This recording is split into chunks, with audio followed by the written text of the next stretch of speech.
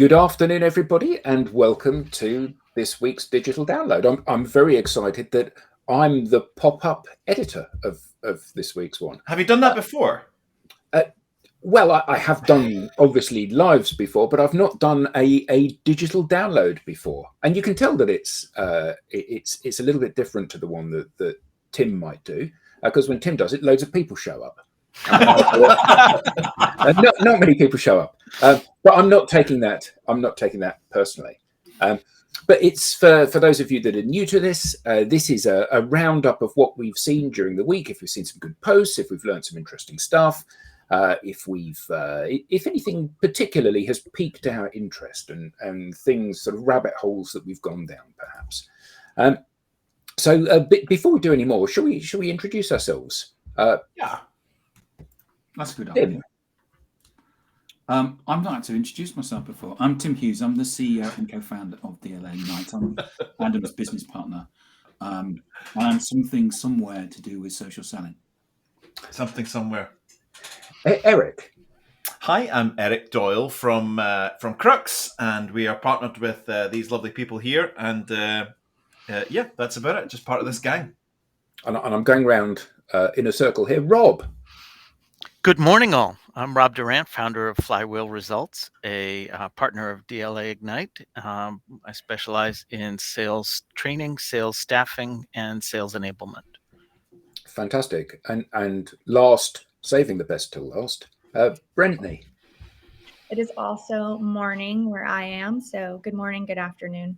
I am Brittany Hutchinson. I lead the digital. You forgot for a minute there, didn't you? I almost said I am Little Bird. I am Brittany Hutchinson at Little Bird, leading the digital transformation and also partnering with DLA. Cool. Fantastic. We are an optician's dream, this lot, aren't we? Well, the top row is more like a kind of wig maker's dream, isn't it? look at us. It's in fact, it's really funny because I posted something earlier this week about the importance of being focused on social in terms of how you promote and sell things and stimulate conversations. And I had, I wouldn't go as far as to say it was trolling, but somebody took exception to the post, and this guy's like a heavy hitting, big sales guru-y type guy. All right. Allegedly. And he said that it's rubbish. It's a complete waste of time. I should know. I earn a 7-figure salary for doing sales for organizations and yada, yada, and all of this kind of thing. And it's interesting because he's got quite a large following, like 25,000 people follow him.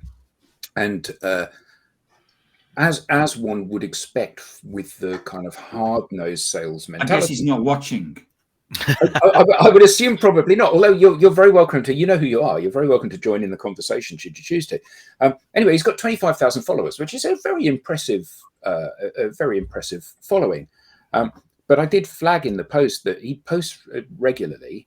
I did flag it against his comment that he does post regularly, but it's as if the 25,000 people are all deliberately looking in the other direction because he never gets any interaction on any of his posts. So he then wrote a blog, and unfortunately, Tim and Eric, you're guilty by association. Yeah, he wrote a blog basically saying you shouldn't listen to these social sellers. They're all middle-aged bald men. Well, there was more to the blog than that, in fairness to him. But that was one of the kind of headline comments, and it was just hilarious. Absolutely, I was going to say, if that was the title of it, that's very niche. Or niche. That was or niche. Yeah, that was the body copy. So quite interesting, actually, that would have happened this week. But so what have we learned this week, everybody? This is Friday. This is a sum up of what's gone on during the week. Has anyone seen anything interesting or exciting or this? May I? This I set myself a little challenge at the start of the year that I was going to say yes to everything for 6 months. Big mistake. Big mistake. No. It's been. I saw something interesting. I'm really chuffed to see that Tess Day has put a little hello. Can we bring that little hello Hi, on Tess. the screen? Yes. Because, well, actually, this restream is different for some reason. I don't know why it's different, because the button at the bottom that usually allows me to play my video is not there. So maybe if I, because is it all right to share it just now? Or yeah, please do. Is that all right? Yeah. I spotted this. I don't know if it's going to work. I might have to just talk through this. Just give me 1 second. Talk amongst yourselves. Here we go. Here we go. Here we go. Good point, Tom. Right. If you could bring that on for me. I spotted this and I thought it was lovely. This is Tess Day. I'm just going to whiz that back a minute. Tess Day, who, as you can see by her profile, she says hello. Yeah, Tess is the president of BNI Energy here in Aberdeen. And she's also a business owner. She runs Mind Blocks, transformation and confidence coaching, which is fantastic. Lots of people need that kind of support and service. She does dispute management and coaches teams and all of that. So actually, although Tess and I actually don't know each other, I don't think we've actually ever physically met. I spotted this post because we are connected the other day, and I thought this was lovely. I thought it was a cracker. So I'll show you what it looks like in the main. So the post was this, and it says, I will post this annually as an important reminder to myself and others that it's never too late. Could you actually reconfigure the screen here so that this is the biggest thing? You could maybe touch on that one. Not that. Not that. Keep going. Not that. Hi, Tim. We're doing well. This is gorgeous TV. Why is that come up like? Why is that come up like that and not? I'm not sure. But you've got that. It's come up as a. Is that as a video or something? It's a video. Yeah, it's okay. Yeah, it's a video. It's okay. I can talk through it. So it's Tess has put this up. I'm going to post this annually, and it's got some really fantastic images of Tina Fey and Oprah and all of that. The next bit goes on, and she's put a screed of lovely text in there, which is too small for me to read right now. But what I've done is shrunk it. So a reminder that she's going to post this annually to herself to remind herself that it's never too late. Tina Fey at age 23 was working at YMCA. Oprah at 23 was fired from her first reporting job. At 24, Stephen King was working as a janitor, living in a trailer. At 27, Vincent van Gogh failed as a missionary and decided to get into art school at 27 years old. J.K. Rowling at 28 was a suicidal single parent living on welfare. At 28, Wayne Coyne from the Flaming Lips was a fry cook, for anybody who's into the Flaming Lips. Harrison Ford at 30 was a carpenter. At 30, Indiana Jones was still a chippy. At 30, Martha Stewart was a stockbroker. At 37, Ang Lee was a stay-at-home dad working odd jobs. Julia Child released her first cookbook at age 39 and got her own cooking show at 51. Vera Wang failed to make the Olympic figure skating team, didn't get into the editor-in-chief position at Vogue, and designed her first dress at age 40. It's never too late to try. The second page is brilliant because it's people getting older. Stan Lee didn't release his first comic book until he was 40. Alan Rickman gave up his graphic design career to pursue acting at age 42. John McClane. Potter. 42. Because and when I started to think about that, I was like, yeah, of course, you don't see Alan Rickman as a young man in films. 42 years old. Samuel L. Jackson didn't get his first movie role until he was 46. Morgan Freeman landed his first major movie role at 52. Catherine Bigelow only, and this goes on and on and on. The moral of the story, as Tess beautifully puts, never tell yourself you're too old to make it. Never tell yourself you missed your chance. Never tell yourself that you weren't good enough. You can do it, whatever it is that sets your soul on fire. I love that. So that's just going to go back to, I think, the main post from Tess. Please check out Tess's profile. And that is the profile you should be looking for. Tess Day in Aberdeen. I can't Isn't that gorgeous? Absolutely fantastic. And in fact, that showed up. I'm not connected to Tess, and that showed up in my news feed because loads of people in my network had dropped likes and comments on that. And I read it through and I thought that's exactly the kind of message that we need to be sending out. I don't mean we as social experts and as a business, but I mean we as people need to be putting out there. And it's really interesting, actually, because I spend a lot of effort curating my news feed. So I get lots of interesting things from interesting people. And what I'm seeing is that more and more of this kind of post is showing up. And actually, I've got some examples I'll show a little bit later. But following on from Tess's post about those people that had come to it late in life, and you often, Eric, on your Big Live Breakfast Burrito, talk about the fact that you're friends with Jim Kerr, and I'm actually friends with Harrison Ford. Actually, I'm not as much friends with Harrison Ford as my wife is. So 20. You've got us all hooked. Yeah. 24 years ago, my wife and I got married, and we went to Capri for our honeymoon. And we were staying in a hotel, which at the time was a very nice hotel, but now is one of the best hotels in the world. And so we could never afford to go back there. But at the time, it was a very nice hotel. It was the best hotel on Capri. And Capri is the playground of the Italian rich and famous. And the previous week, Whitney Houston had been staying in the hotel, as had the Queen of Denmark. And the week that we were there, Harrison Ford was in the hotel. So I would go down to the pool of the morning and I would swim a few lengths, and Harrison would be swimming in the other direction. Morning. And he'd say, morning. And we'd swim past each other in opposite directions. And my wife, we met another couple that were also on honeymoon, and we got kind of quite friendly with them. We used to have breakfast with them. And my wife got up and went at breakfast time to go and get some orange juice. And Harrison Ford was standing at the table trying to work out how to pour the orange juice, because it's one of those ones with like a mechanical lid on it, trying to work it out. And he said, do you know how to do this? And my wife said, yeah, let me do that for you. And then she came and sat down, and she said one of the best lines ever: he got into the Temple of Doom, but he couldn't get into the orange juice. So that's my claim to fame. But he seemed like a really nice guy, actually, really nice guy. That's a brilliant story, and it ties very much into a little competition we've got, a daily competition we've got going on in Casa Doyle right now, which is Sarah's a big Trekkie, and she's never been into Star Wars, but she's now watched all of the Star Wars and all the subsidiary kind of like little side, The Mandalorian and Boba Fett and all of that, and she loves it.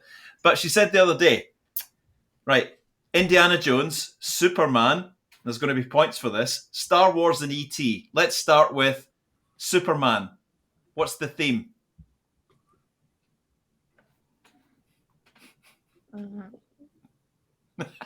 Saving the world. Oh yeah, well they're all John Williams, right? John Williams, so they're very similar. So can anyone do? Yeah. That's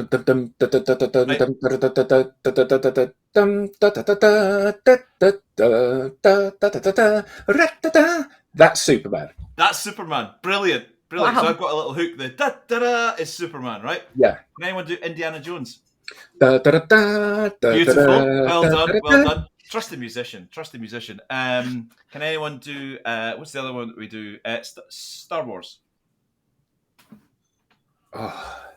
Now, many years ago, I played in an orchestra and we recorded the Star Wars suite written by John Williams, so I should be able to sing this one. Yeah. And finally, anyone got E.T.? No. Ouch. Ouch. No, go on. I can't remember it. It's gone. This is the one I always stumble on. But is that as a result of the fact that they're all very similar, and we've done the first one and we've done the second one, and that gradually just robs you of the ability to remember the last one? Is it? It is. Well done. Sorry, Tim. I'm not apologising to you, Tim. I'm apologising to Adam for hijacking your show to do theme tunes from John Williams. No, I absolutely loved that. Absolutely loved that. Yeah, it's so actually that the idea of being kind of friendly. I love that comment from Nick. Imagine him holding a bag of sand whilst eyeing the OJ machine, ready to change them over really quickly. Yeah. Well, it was a bit like that, and I think certainly at the time he was a very popular individual and very famous. Can you share my screen, Tim? Fantastic, thank you. So I don't know what you guys are seeing, but I'm seeing that big in the middle of my screen. Actually, yeah, it's really big. Yeah. So what I've seen is that my news feed is full of value at the moment. So and I'm seeing some of this stuff because I'm connected to these people. I'm seeing lots of this stuff because lots of the people that I'm connected to are also connected to these people. And what I'm seeing is a rise in the value that I'm getting. So some of it is a value add content, stuff which is educating me and teaching me things I didn't know, and all of those powerful things that LinkedIn can do. Some of this is a motivational thing, like Sophie's post. Sophie is a client of ours, and this idea that get stuff done, which I love. Some of this is just upbeat. So Tim and I both know Inga. She built a geodesic dome in the garden with her daughter, sort of a bit of mum and daughter bonding time, because it's Girls in Science Day today. Some of it is just really sweet, like the girl on the left that is a connection of my daughter's, who's still a student at the same uni that my daughter's at, still a student, and she's just published her first book. And she's just talking for a minute about that and the joy that she has with that, which is an uplifting thing to listen to. And then there's published her first book. Yeah. And you haven't. Can we go back to that post where people do things at later in life? Yeah, absolutely. Yeah. And Chris, who's a client of Eric's, you must have seen this, Eric. I did.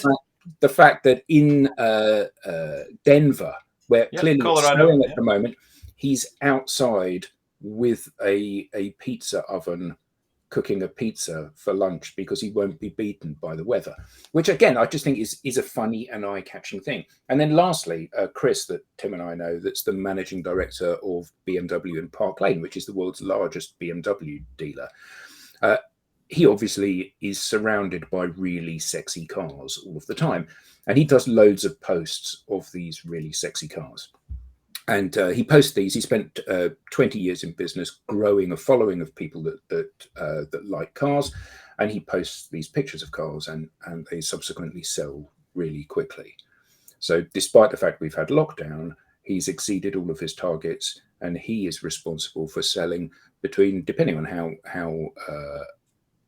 how busy the month is, between 10 and 30 cars a month off the back of his social posts. My point being that if you build the audience, you can monetize that. And, if we're talking about 50 or £100,000 per unit purchases, it's possible to do that by not pitching, just by being a decent guy that engages with people. And it helps that he doesn't have to sell like Audis or anything. He's actually selling proper cars like BMWs. Yes, thank you, Eric. For those of you that don't know, I have an Audi. A fleet of Audis, let's face it. Well, a very small fleet. A very small fleet, yeah, exactly. He actually sells exciting cars. Yes, thank you. You've made your point. Yeah, Chris knows I've had a couple of M3s. I put a note on it that it looked really nice, and he said that he had the order book out and the names he put down. I used to have an M3 myself, and when people asked me what it was like to drive it, I said it was a thrilling experience, the best driving experience I've ever had in a car. But I always felt like that car's mission was to kill you, was to kill the driver. From the moment you switched the ignition on, it wanted to flip onto its roof all the time, every time. That's what it wanted to do. It wanted to drive into a wall at 100 miles an hour, backwards. Fantastic. But great stuff. Stuff, and a good metaphor for life. I know she's underlining the it part, but Sophie's motto is pretty good right now. Getting it done. And I think that this is a move that I'm seeing, that the quality of, and maybe we are partly helping this change.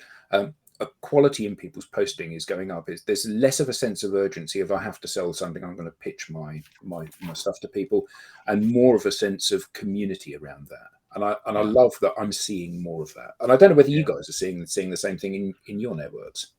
Oh, I definitely am. I think I see it, whether it is the image or from the text, most of the posts in my feed all seem to kind of like be up leveling, and that there's like an evolution of emotional engagement. So it's still professional. There's still a way to type back into work, but whether it's just like drawing on the fact that you're attracted to this type of car, or inspired or motivated, or you just feel happy, like you said, this is a really feel good post. Like there's just some sort of emotional engagement in the post that I'm seeing on my feed. It's like we were talking about it towards the end of last year, that pandemic hit, everyone sort of like retreated back to their little zones to work out what they were going to do. And we were talking about it towards mid to end last year, about 2022 potentially being the year of community, where people can back out of their little silos and holes and crept towards each other and actually started to link arms again. I certainly sense that, and I feel that everywhere I'm looking. So your observations are linked to community and help and value and all of that. And I absolutely see that this year more than any other time. And we're not even into March yet. The sense of community building on social media, the social media places that we haunt, I think it's fantastic. It's really huge. It's the theme. It's the theme right now is community. How much of this, though, is the echo chamber effect? We post what we believe is quality stuff. We engage with what we believe is quality stuff. We connect with people that are sharing quality stuff, and we're disregarding the others. So the algorithm feeds us what we're looking for. But somebody who is not as proactive about their connections and engagement and so on, are they experiencing the same thing, I wonder? It's a great question. That is a great really question. I think, Rob, I think you're right. What I was going to say is that this sense of community, what that's coming from is actually people having digital skills. Right. What we've done in the lockdown, I still don't think that this is what's happened with COVID is a global thing. You can talk to people in India, in the US, whatever, and they've all been impacted exactly the same. And what we've done is that we've generally done the same. We've gone into lockdowns. We've then come out of those lockdowns, and what we've generally done is actually gone on to social and digital. And some people are very comfortable with that, and some people aren't. And what we're seeing is that skill set of this small bunch of people that have the skills, and then there's this large tranche of people that don't have the skills. And that's the thing that worries me, is that there is a digital divide taking place, where some people are very comfortable. And when I mean digital divide, I put out a post this week of somebody who was highlighted on the company website, but they had no digital presence. And from this person, they would have been 3 AA levels. They would have gone and probably got they would have got a 2-1 or a first degree at school. They probably were in head boy, head girl. They were probably maybe a prefect. All of these things where they had all the answers, and all of a sudden they don't. Are all those British things for smart? Yeah. British terms for smart. That was British for smart, super clever. Yeah, I think that's really interesting, because I was going to say, when you were talking about that sense of community, I was going to say that not like there's this top slice of the cake, which there is, but that it's polarizing people on the platforms. So there are the people that get it, and they bring themselves to the platform and they chat. And for some people, they chat about personal stuff, and for some people, they chat about business stuff. But they always chat from their own perspective, and it's always them. So, sometimes you might write a post, one of you guys, which is about, I've had a really good day. I took the day off and went to the seaside. Lovely. Or you might write a post that says, I had a really interesting interaction with a client and I learned this, and that absolutely kind of meets these criteria for us, which is, again, is great. But then there's a whole host of people that simply regurgitate corporate stuff that we know doesn't work. and they know themselves that it doesn't work. You know, they wouldn't ever go into a bar and walk up to somebody and say, when they're asked what do you do, they wouldn't say, well, we're a top 10 provider of innovative information technology services, specifically around cataloging and segmenting big data, because they find that they would always be drinking by themselves. Or neither do they do what Mike Myers did in Austin Powers, and you know when he does moly. Neither do. So what is it you do yourselves? Brochure. No conversation ever. Only included a brochure being put in someone's face. Yeah, I think that's quite funny when you think about the metaphor of walking onto someone's stand at a show and saying, "Wow, it's pouring with rain out there. I got absolutely soaked, man. How are you? Brochure." Yeah, but do you know that the funny thing is, isn't it, that they would never entertain doing that in a face-to-face environment. They'd never entertain doing that one-to-one, or even one to a small group of people, or even one to many. You know, when they step out onto the stage to address their AGM or sales kickoff or whatever, and yet they go onto this space and they think that's exactly the way to behave. Yeah. Well, it's free advertising. That's the mindset. Oh, if it's free, it must be for me. What do I put here? It's much easier for me to just reshare what marketing has done, because, you know, there's they're the clever people. 1 billion people. Exactly. 1 billion people on this platform. If I put this out there, 1 billion people are going to see it. Woohoo! Visibility nailed. Yeah. So And then people are going to ring up and say, "Hey, can I buy your stuff?" Yep.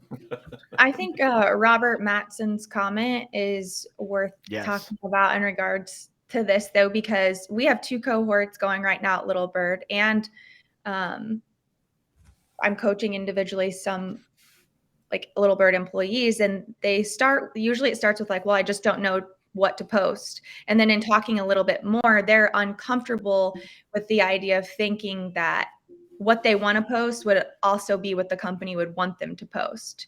So where did his comment go? It said, some companies fear having people with personal brands. Smarter companies think that to be known as an expert company, you should be a company of experts. That's beautiful. That's in fact, I'm going to steal that with pride. So thank you very much indeed, Robert. Look out, Robert, for 18 blogs coming out with that in it over the next 2 weeks. I'm just taking a screenshot, Robert. When he says that, I mean, Tim's so good at this that he's actually written 4 blogs since that's been up on the screen. And yet that first company is still the same one that's going to teach their salespeople the Challenger sale. Oh, yeah. Oh, the experts. Mm-hmm. Yeah, you know, but the interesting point is that lots of these methodologies that have almost become the epitome of themselves, like the Challenger sale, they're not bad ideas. They're really good ideas. But the way to take that thinking to market and introduce it to people has changed out of all recognition. And, you know, yes, you need to have a professional post. Yes, you need to do a post that establishes you as an expert. Yes, you need to be demonstrating your competency in that area. Yes, you need to be convincing people that you're the expert. Yes, you need to be pushing people outside their comfort zone when they read your book. But for all of that to happen, people have to actually like you and trust you. Otherwise, they're not going to read it. And if they do read it, they're not going to believe it. And it's like this putting the cart before the horse. I'm an expert in this. And the justification for me saying I'm an expert is because I'm telling you I'm an expert. Well, I need to prove it and win your trust, don't I? Well, the other thing is if when you're buying something, you're not interested in it until you know about it. So if I walk up to you and I smack you on the head with a brochure, all you'll do is you'll just take the brochure and you'll put it in the bin because you don't know who they are, or you don't know the company, what the products are. So what you're doing is that you're by going to social media and putting up brochures, you don't understand how sales and marketing works. What you do is everything that we sell, B2B, enterprise, requires you to have a conversation. It's during that conversation where you find out that you probably like the person or you dislike the person, and actually find out what the product or the company does. At that point, the whole point of sales and marketing is to create desire for a product or service. And by just slapping someone with a brochure, it doesn't create desire. Was it Edelman in LinkedIn's Thought Leadership Impact Study told us 2021, 64% of buyers say that your thought leadership content is a greater guide of competence and capacity than any of your marketing materials or product sheets. And 63% of buyers say that your thought leadership content is a better judge and a more accurate guide of whether you truly understand our problems and issues and can address them. Not your brochures. You're absolutely right, Rob. I am a fascinating person because I have guitars behind me. That's right. Now, just quickly, Andrew has said there is a problem with the event page, that it's back, but I can't see that. I've gone to each event. If you go to Eric Doyle's profile, it's there. Yeah, and mine and yours, Tim, and all of them. So I don't know what the glitch is there, Andrew. So apologies. I'm glad the sound is good nonetheless. But we're better in Technicolor. The stream from your event page, Adam, has no video. Right, okay. Let's have a little I've just gone to my page, and it looks all right. Yeah, so Brentley, you had something really interesting. Well, the title of it sounded really interesting. So share that. I would love to. Oh, apparently my profile page is superior. It works. So. But we didn't need to check it to know that. Of course. I'll say Brentley's like, yes. Oh, okay, finally I learned something. Yes, I did learn something super interesting that I wanted to share. And it kind of plays off of what Adam, the last thing he was talking about. Have any of you heard of the Contrarian Principle? Yes. Contrarian? You have? Okay. Do you know what it is? Or could you I know about it. I know about it from reading about Warren Buffett back in the day, that he used to bet on stocks when they were low, and when everyone was avoiding them, he would go the opposite way. And the sort of contrarian theory saying trading I'd heard about. But are you thinking about it from another perspective? Well, Reid Hoffman, the author of, he's got The Startup of You, Masters of Scale, and he was a co-founder of LinkedIn. I heard him apply it in terms of just like big thinking, or having a big idea, or entrepreneurship. And I just thought it was super interesting. Adam and I talked a little bit about it. But so as it applies to investing, it's bucking at market trends in order to gain profit. So he explains that if you apply that to a new idea, one, you don't want to, if you're getting a bunch of yeses, then you're not going to be different. So by thinking through the contrarian principle, you're going to hear a lot of no's, but most people think it to be no. Some experience or some insight you have, actually, you know it to be right or to be true. So that's the path or the idea that you actually want to take. The Blue Ocean Strategy. Mm-hmm. What'd you say? The Blue Ocean Strategy, a book on a similar concept. Oh, when all the sharks are in the water bloodying it up over here, you want to go over to where the water is blue. He also says, like, Blue Ocean Strategy, yeah. So hold on. So it's better to not be where the sharks are all killing people. Yeah, it's better to not be eaten by the sharks. Yes. It's quite a short book. Yeah. It's a pamphlet. It's a brochure. It's a brochure. Yes, but he says it's very easy to be contrarian, or to think contrarian and just be wrong. So he said it's important to base it off of some sort of insight or experience. And yeah, he's an outside of the box thinker, basically, which I always love. LinkedIn user, could you tell us who you are? There's something to do with your browser that's cancelled you, or you might be in private mode, or you might be on a phone sometimes that sends you. If you could just let us know who you are, we'd love to know your name, LinkedIn user. Yeah, could be Reid Hoffman. Yeah. The person who made this comment, if you could just put your name in the comments. Yeah. Thank you. We just see you as LinkedIn user. To which he responds, it actually I already have done.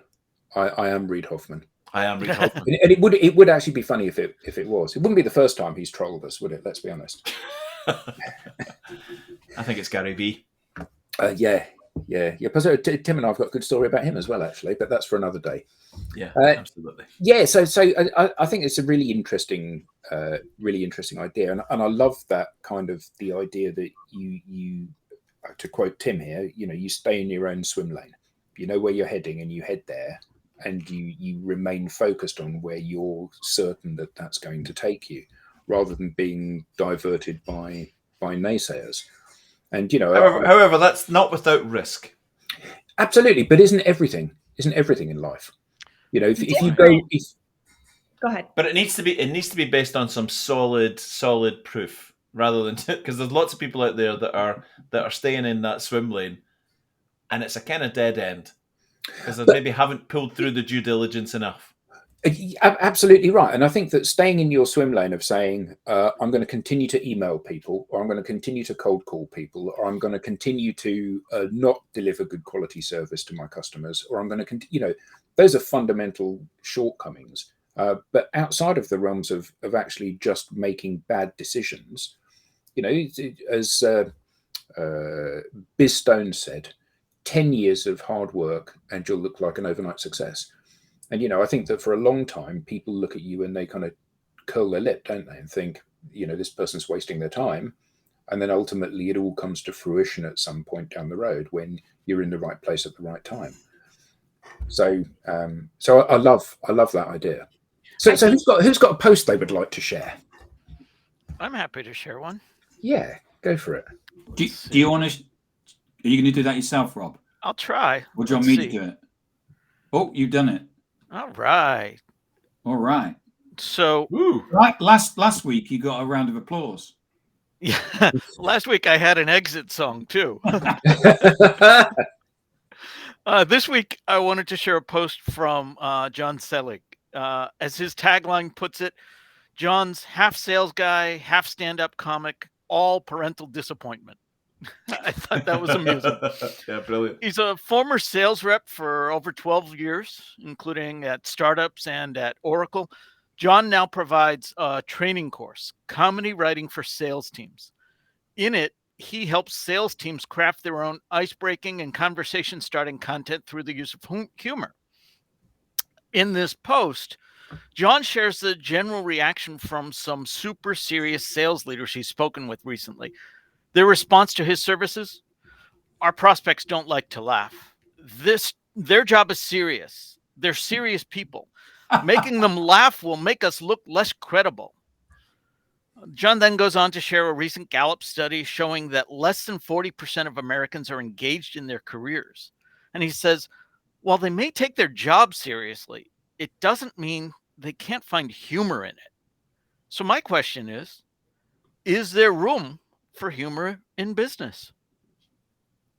I think that's worth another round of applause. Yeah, I think it is. Yeah, absolutely. Great spot from Rob, and a brilliant post from. I love John already. He's absolutely magical. I have to say this whole concept came to me later in life. That having a joke? Well, I can't believe that. No, there was a period in my life where I kept the two. I was Mr. Suited and Booted, Mr. Thomas Pink, cufflinks and shirt and fancy tie and three-piece suit and all of that. And there was a period in my life where I got lost in that. Well, this needs to be. Every day of my life is like I'm on The Apprentice. That's what I am. That's what's the American version of The Apprentice is? Donald Trump did it for a while, but they take The Apprentice. The Apprentice. I thought it had another name. Sorry. No, that's Dragon's Den. Dragon's Den and Shark Tank. So it is. Yeah. So and I still was. I was on the outside of that. I was the Eric that you guys all know. I was. I had fun and games and liked a bit of hilarity and all of that. The concept of blending those two, and I spoke about it recently. Nick Rayburn's in the audience. Nick did his first LinkedIn Live, LinkedIn audio this week. And we spoke about this whole the conversation was going in a place where we've got business content and we've got personal content, and personal content always gets more engagement than business content, because business content, I think we need to stop talking about that.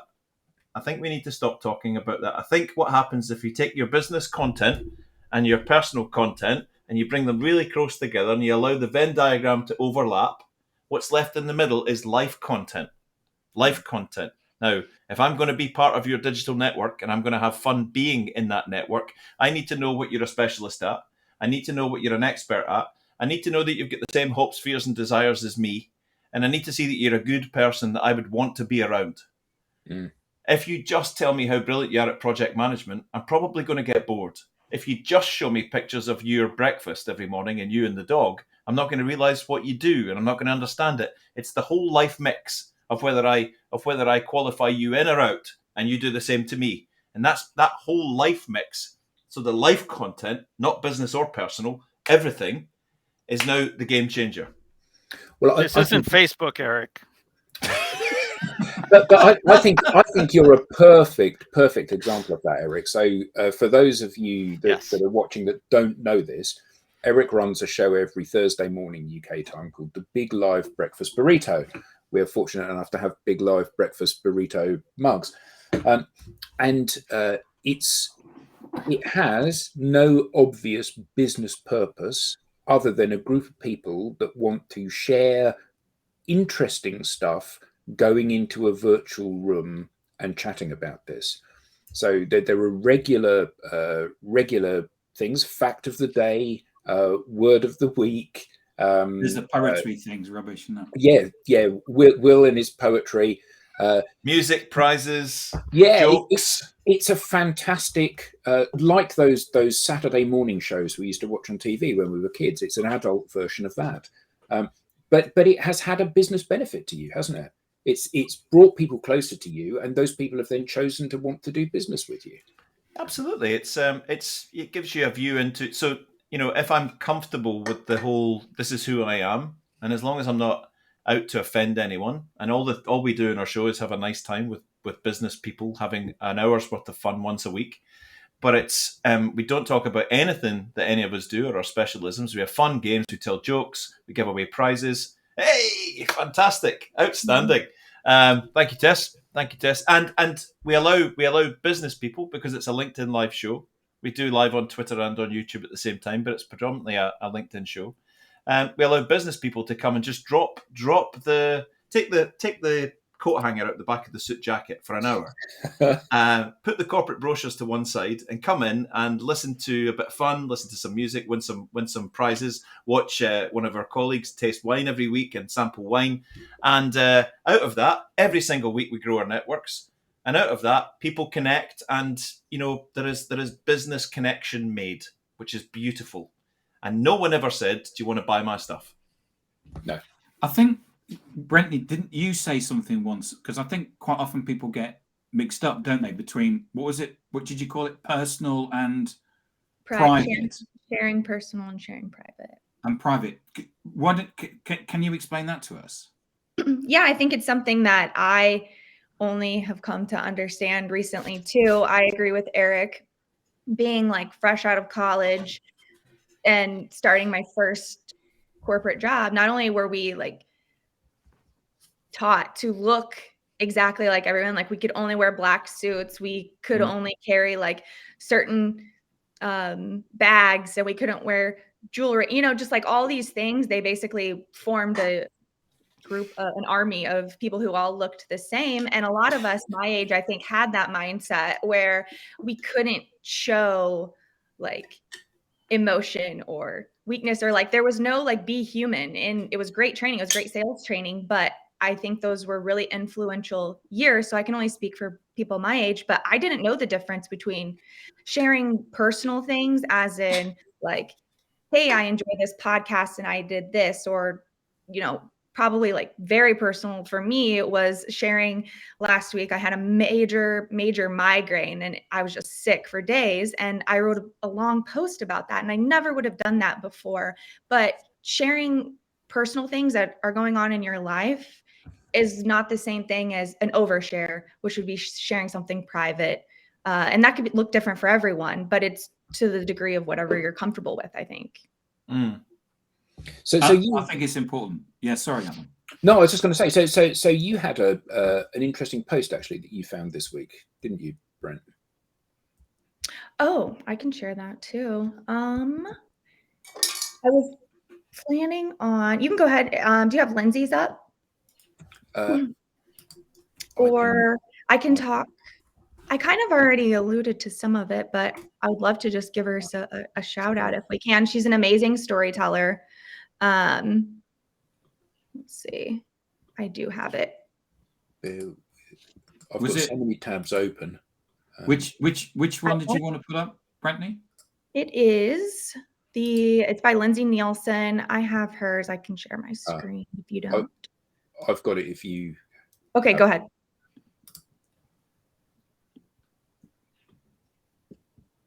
So Lindsay is a newer LinkedIn friend, almost, I would say, of mine. It's a new friendship. We haven't met yet in person. We're supposed to meet next week, but she is based out of Texas and just writes these beautiful posts and stories. And she is someone who's really great at getting her message across, but like giving you a glimpse into her life. So she'll post pictures of tacos and traveling, and when she is in a new area and just enjoying the sunshine, she'll make a post about it. But there's like always so many lessons and just a lot of wisdom in her content. And she encourages you to write what is real and stop worrying about likes and views and stop worrying so much about it, but just being who you are. And that's going to be your differentiator.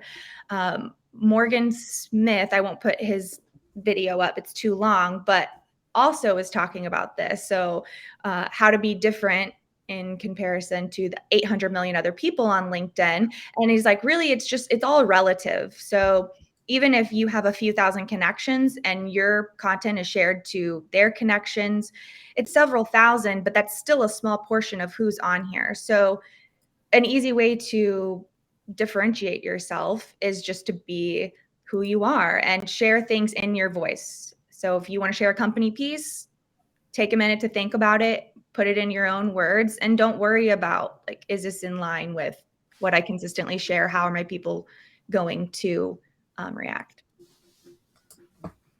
Yeah, really good point. I think though that does bring us back to that whole concept of companies needing to embrace this idea of people being brands, though, doesn't it? Because the challenge always is that this post you did is not on brand, and often I think that people are so wrapped up in the old way of doing things and the old data around things that the fact that you've had 25,000 views of that thing that you've created in your own voice, and the fact that you've had 250 likes on it, and the fact that you've had 25 conversations with prospects off the back of that actually doesn't matter. What matters is that it wasn't absolutely what the marketing department had created, which nobody saw, but it doesn't matter, that was on brand. And actually, both as individuals and as companies, we all need to go out there and have a braver view of things, don't we?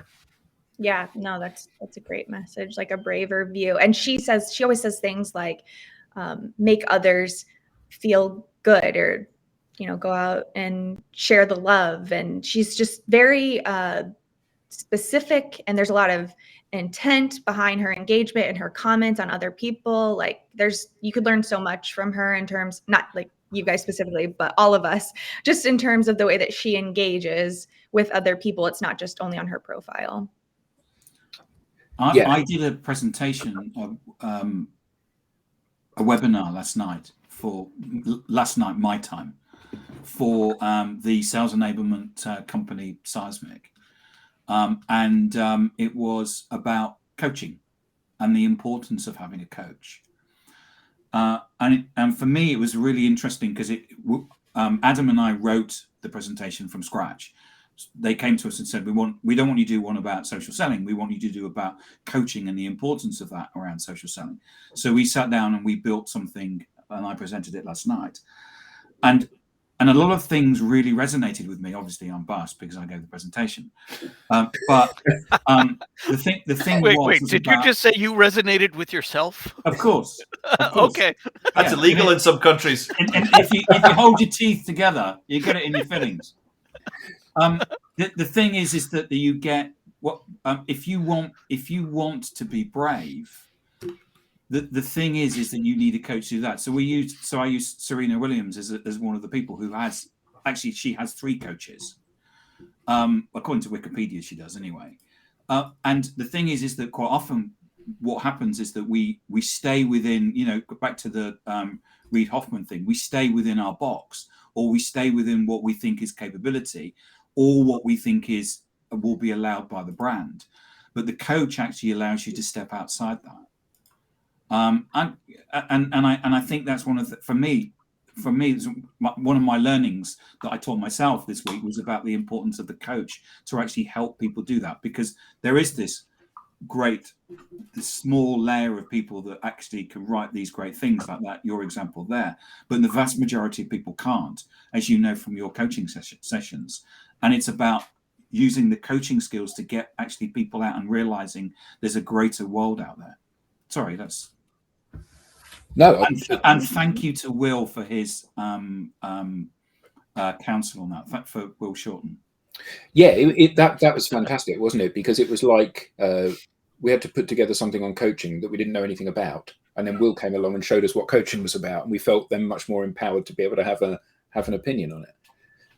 He said the 3 P's of social, the 3 social P's: professional, personal, and private. Yeah. So what happens when you put all of those into a mincing machine? What comes out at the end? So what happens if you mix that all together? I'm fascinated by the mix, the blend. So instead of the separators, what happens if you blend it all? Life content. Yeah, absolutely. It's right in the middle. Life content. Abraham Hicks says we talk about our career as if it's a box, like a thing we hold. Like you can see it, you can touch it, you put things in it, and then what happens to the box? Like the career, just you throw it in the trash when you retire, but like it never ends, it never stops. Like we should stop talking about career, because it's all experience and it's all life. Yeah. So from a coaching and a sort of personal development perspective, you probably will have heard the phrase, wherever I go, there I am. Mm-hmm. This idea that we take ourselves and we think that things will be all right when I move to this place, when I get this new job, when I've achieved this target, whatever it is. And actually, when we get there, what we realize is that we're exactly the same, and the environment is the same, and the challenges are the same, and everything's the same, but we thought it would magically be better. So I would like to finish on the point that we can have a bit of a debate about, which is reshuffles. So Tim and I have had a number of conversations with a number of companies where they have decided they're going to do a social media transformation program, but they're going to do it when they've done this, because they recognize that being social will drive revenue, will drive cost savings, will drive visibility, will drive attractiveness for them as a company to go and work for, will drive engagement of their existing employees, will drive all of those things that are key business levers that you can pull. But we're not going to do it straight away because we're coming up to year end, or because we're having a reshuffle, or because 4 people have left and we need to recruit new people. And then we need to do that 3-month ICP exercise. And then we've got that 4-month website upgrade that we need to do. And then the voice of the customer thing, it's a couple of months. Journey mapping. Journey mapping. And actually, it's not even, and yeah, I do agree with you. It's like we would see this as being the most important thing because it affects all of these key, to quote your favorite term, Eric, EBITDA benefits to the business. Mm-hmm. But more importantly, it's the fact that we're putting strategic things on hold because somehow things might be better or more appropriate for us to make those changes at this point in the future. And the problem is, if you're staring at an empty pipeline and zero visibility, zero engagement, and your staff leaving, why in 3 months' time is that going to be better than it is today? Well, it isn't. You've just got 3 months more on the clock, and you're 3 months closer to Armageddon. when the bank pulls the plug on your funding, or whatever is the crucial issue that you're trying to avoid. So discuss in the closing 5 minutes. I think can't you just be did. strategic. I'm too busy executing. I'm too busy executed. Yeah, absolutely. It's the wood for the trees, isn't it? So, Yeah. So you've just said your pipeline is in danger. You forecast X at the beginning of the year, and you can only see X minus 50 at the halfway point. So you're in dire straits. Pipeline is the biggest crucial. The movement of cash through this organization is the biggest issue we have today. Clearly, health and safety and retention of employees and all of that is crucial, but we are running out of cash. Our EBITDA is in the toilet, and we have no order intake to speak of. You want to talk about the prospects of going social, but you want to delay it for 6 or 7 months until you tinker around with some bits and pieces. So the whole issue is you're not getting in front of enough prospects, you're not making enough connections, you're not having enough conversation. So that's the issue. That's the root cause of the problem, is you're not speaking to enough people that can change your business. So the crucial activity we need to be doing is speaking to more people. How do we do that? How do we access markets? How do we get credibility in those markets? How do we convert that credibility into conversation and then change that into purchase orders? That's what we need to focus on. So why are we going to spend 3 months when you've told us that nothing's happening? The website right now doesn't work. It's not a channel for revenue. The advertising is not a channel for revenue. So why do we need to redo all this first before we get to the point where we're putting your people in front of their prospects and engaging with them directly? Oh, yeah. Yeah, but we still have to do it because that's what we need to do. That's what we need. That's in our plan. That's in our plan for this year. Yeah, I have kind of a hot take on it. I agree with the last part of that. I think it's not, I think it's less about business and it's more about ego sometimes. Someone already said yes to it and this is what we're doing, and people are afraid to like publicly share that they've changed their mind or they've found out something else might be more of a priority. It takes like a different kind of leader to change. Yeah. It was Seth Godin's post today, in fact, talks about we never talk about we made a mistake or we decided we made the wrong decision. It's that groupthink mentality, and this is the way we've always done it. And nobody wants to spearhead that blue ocean strategy.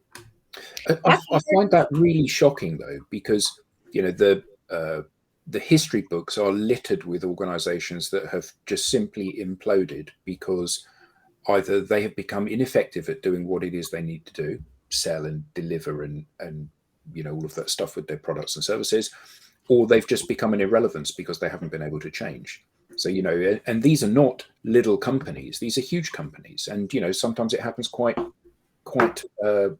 in the recent past. So MySpace would be a good example of that. The biggest website in the world, by far, the biggest website there had ever been, gone. Kodak, the biggest imaging company in the world, gone. So many of these organizations. Ericsson. Yeah. Preeminent in their field, the biggest player in that space. Companies that have built themselves on innovation and change. Motorola. Nokia. But you've all heard the adage, and this predates me, but nobody ever got fired for buying IBM. And insert whatever the current is for IBM, but that's the mindset. Nobody ever got fired for following the herd. There's a person in this chat right now who will remain nameless, who went to a person in their company and said, there's a lot of stuff going on about social selling and influence. A lot of stuff. And the person that he went to speak to in that organization was responsible for that kind of like revenue growth and the movement of cash. There's a lot of chatter about, have you noticed any of this? Oh, we don't do that here. We're not into tips, tricks, and gimmicks. We only do stuff that works. Evidenced by the fact that our business isn't getting any bigger. Yeah. No need to make yourself known, person in the audience. Do companies become too big that they cannot innovate anymore? There's so much. in the audience. They certainly become so big that innovation is swamped and slowed down. And ironically, the only way to future growth, which these really large organizations still thrive on, is to break from what they're always doing. Because if they continue to simply do what they're always doing, at best, they'll remain accomplishing what they're accomplishing. There's no growth in that. And more likely, they'll be falling behind. Well, Tim and I worked for a company that was very acquisitive because it recognized that its best way to grow revenue was to acquire other companies. But as you would expect from, a massive multinational company, you acquire another company and then you suffocate it with your own systems and culture and processes. And ultimately, you kill the very thing that you bought because you thought it was perfect. And I think that many organizations suffer from this challenge. But I think that and we've written about this at some length, during the period of COVID, lots of organizations have still had quite healthy revenues, because for some organizations, the market has become easier as a result of not having to go and visit people and being able to execute on things that were already in pipeline. But many of these companies have bled their pipelines dry, where they could see that they had $10 million worth of potential sales that they've now been able to execute on. What they haven't had is the mechanism to put new things in the pipeline, to be 3 months or 6 months or 12 months away. And a lot of these organizations, we're going to start to see now, as we come out of COVID, we're going to start to see many, many casualties of what we thought were stable and established businesses, because they simply haven't planned ahead. They've kept sitting on their hands with that, well, COVID will be gone in 3 months or 6 months or 9 months or whatever. Therefore, I don't need to do anything until it is. So it will be a very interesting period, I think, coming up, won't it? Very much so. So we're at time, aren't we? We are. Thank you so much to Tess Day for coming along. Yeah, absolutely. Thanks, Adam, Brilliant. for running today. Well, it's been my pleasure. Thank you all very much indeed for your brilliant contributions, and to the audience. We've had some great comments and They questions. did turn up after all. Fantastic They comments. did. The important people turned up. Tom, Robert, not us. Andrew, Tess, And Will, obviously, Nick, Did we find out who LinkedIn user was? Alistair, Yeah, Ian. Andrew. I think it was Will. I think Tom thought it was him. Oh, right. Or it might have been Tom, yeah. Yeah, but he fixed it. Andrew. God, there's loads of... Yeah. And Tim, how did you feel just being the sort of like comments pilot rather than running the entire orchestra? Was that a more relaxed experience? I think I prefer it, actually, yeah. You prefer this? It'll be a different guest compare next week, won't it? Yeah, I'm looking forward to see who's going to do it, yeah. Absolutely, Tess, without a doubt. Love that. Great. It was Tom. Thank you all very much indeed, and hopefully see you all next week. Thanks, everybody. Thank Bye. you. Bye-bye. Bye.